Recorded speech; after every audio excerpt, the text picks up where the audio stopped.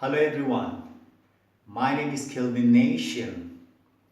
At this point of time, I want to talk about the sound of P. Whenever there is P in a word, they have to give past sound. For example, we cannot say pay, we have to say pay. Don't say pen, you have to say pen. We should not say pig, we have to say pig.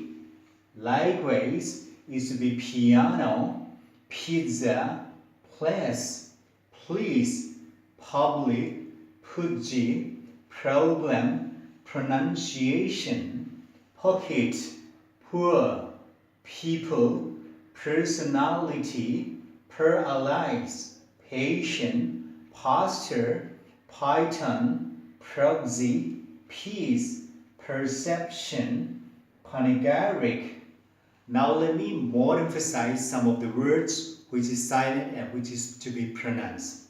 For example, whenever there is a word of E in the last, it has no sound, you should not give a sound. For example, we cannot say minute, we have to say minute. We cannot say Nike, we have to say Nike. We cannot say likey, we have to say like. E in any last word has no sound. The same ways, when S is followed by Y, we have to give Z sound. It should not be pussy, it should be pudgy.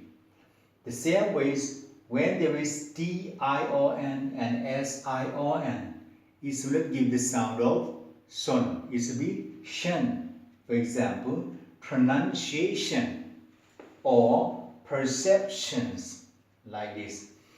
The same ways, when X is followed by Y, don't give the sound of X sound, not proxy. It should be followed by the sound of Z sound. It should be proxy. Okay guys, if you like it, please share it and subscribe it. Thanks for your watching.